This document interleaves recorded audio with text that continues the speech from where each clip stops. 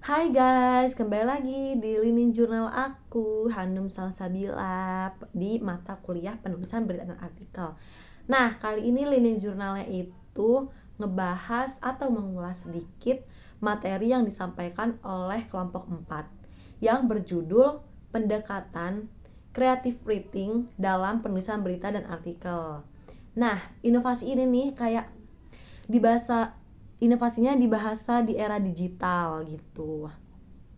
Nah, makalah ini nih kayak membahas perubahan kebutuhan penulisan di era digital yang menuntut tidak hanya kecepatan dan akurasi informasi, tetapi juga penyampaiannya yang komunikatif, menarik dan emosional. Nah, di latar belakang makalah ini itu ada kayak di dalam lanskap media digital yang penuh persaingan dan arus informasi ini kan cepet gitu ya. Nah, gaya jurnalistik konvensional dianggap mulai kehilangan daya tarik. Penulisan yang hanya menyajikan data dinilai kurang mampu mempertahankan perhatian dari pembacanya gitu. Nah, karena itu, creative writing ini hadir sebagai pendekatan yang memadukan keakuratan jurnalistik dengan kekuatan narasi yang emosional dan estetis gitu. Nah, konsep dan karakteristik creative writing. Nah, dia merupakan gaya penulisan yang awalnya berkembang dalam karya sastra, namun kini diterapkan dalam penulisan non-fiksi seperti berita dan artikel. Nah, karakteristik ini utamanya mencakup fakta yang dapat diverifikasi gitu. Terus riset yang mendalam, deskripsi hidup dan mendalam atau adegan dan tokoh gitu contohnya. Terus gaya bahasanya prosa sastra yang menarik. Terus perbedaan dengan jurnalistik konvensional.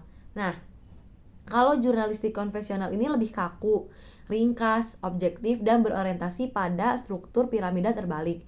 Sebaliknya, creative writing ini menawarkan struktur naratif yang fleksibel, terus penggunaan majas dan diksi khas, terus gaya yang lebih komunikatif dan membangun emosi gitu.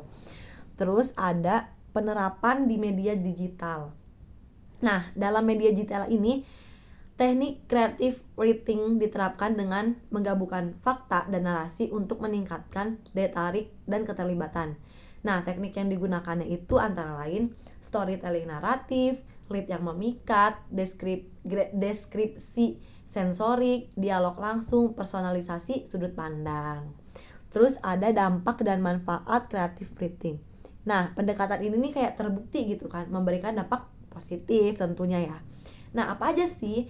Yaitu kualitas tulisan meningkat, yaitu tulisannya kayak lebih logis, reflektif dan berstruktur. Terus daya tarik yang lebih tinggi, yaitu dia membangun emosi pembaca dan mempertahankan minat. Terus ada efektivitas komunikasi meningkat, yaitu informasi lebih mudah dipahami dan diingat. Nah, dari yang tadi saya ulas gitu ya, itu dia juga mencakup mencakup kesimpulan. Nah, kesimpulannya sendiri itu ada ini. Jadi pendekatan kreatif kritik ini dalam penulisan berita dan artikel non-fiksi merupakan inovasi penting di era digital karena mampu menggabungkan keakuratan fakta dengan kekuatan naratif yang emosional dan estetis. Berbeda dengan gaya jurnalistik konvensional yang kaku dan lugas. Creative writing juga menghadirkan tulisan yang lebih hidup, komunikatif, dan menarik bagi pembaca digital yang semakin selektif. Gitu. Jadi mungkin ini aja ya learning journal dari aku yang bisa disampaikan. Sampai bertemu di learning journal selanjutnya, yaitu learning journal terakhir pertemuan 14.